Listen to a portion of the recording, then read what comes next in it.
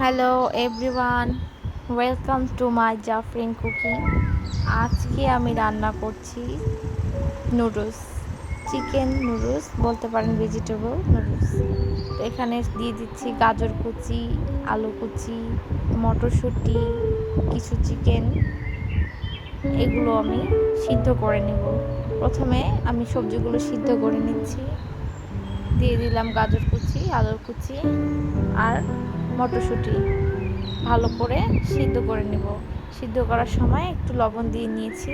তার পাশাপাশি আমি নুডলসটাও সিদ্ধ করে নেব।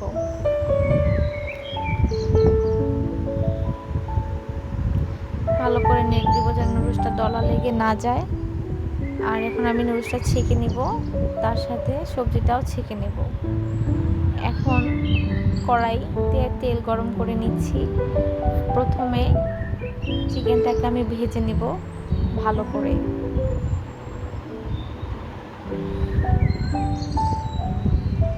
ভাজার সময় একটু লবণ দিয়ে দিচ্ছি, ভালো করে ভেজে নেব। পাশাপাশি দিয়ে দিচ্ছি আদা বাটা, রসুন বাটা দিয়ে আমি ভালো করে নেড়ে নেব।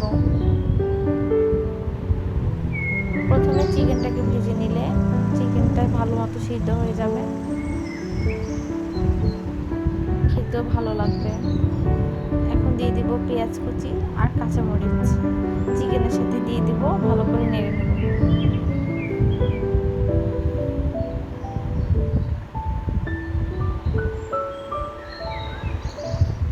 এগ চাউমিন, আমি এখানে ডিমটা স্কিপ করেছি, আপনারা চাইলে ডিমটাও দিতে পারেন।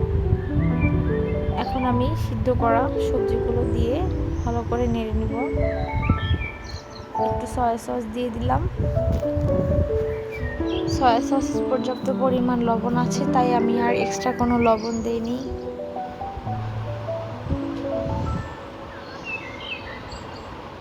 এভাবে আপনি যদি চিকেনের সাথে সবজিটা ভালো করে ভেজে নেন তাহলে নুডলসটা খেতে খুবই ভালো লাগবে।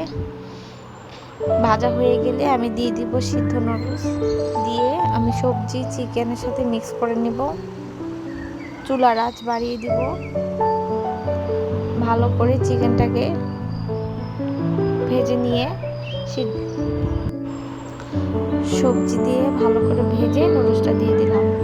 তারপরে নুডলসের থেকে যে মশলাটা তৈরি থাকে সেটাও আমি দিয়ে দিলাম। ব্যাস, আমার নুডলস তৈরি হয়ে গেল। আমার ভিডিও যদি ভালো লেগে থাকে অবশ্যই সাবস্ক্রাইব করে